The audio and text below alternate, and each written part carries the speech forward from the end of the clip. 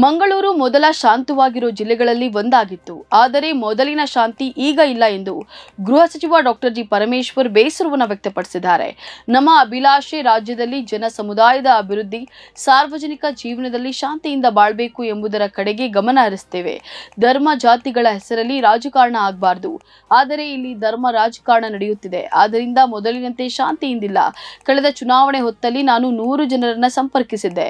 ರಾಜಕೀಯದವರಲ್ಲದ ಅವರು ಬಹಳ ವಿಷಾದವನ್ನು ವ್ಯಕ್ತಪಡಿಸಿದ್ರು.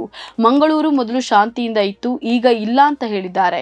ಇಲ್ಲಿನ ಕಲುಷಿತ ವಾತಾವರಣದಿಂದ ಮಕ್ಕಳೆಲ್ಲ ಈಗ ಊರು ಬಿಟ್ಟು ಬೇರೆ ಕಡೆ ಹೋಗಿದ್ದಾರೆ ಎಂದ್ರು.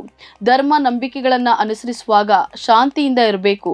ಆದರೆ ಇಲ್ಲಿ ಇಡೀ ಸಮುದಾಯಕ್ಕೆ ವಿಷಬೀಜ ಬಿತ್ತುವ ಕೆಲಸ ಆಗುತ್ತಿದೆ ಎಂದು ಬಿಜೆಪಿ ವಿರುದ್ಧ ಆಕ್ರೋಶವನ್ನು ವ್ಯಕ್ತಪಡಿಸಿದ್ದಾರೆ.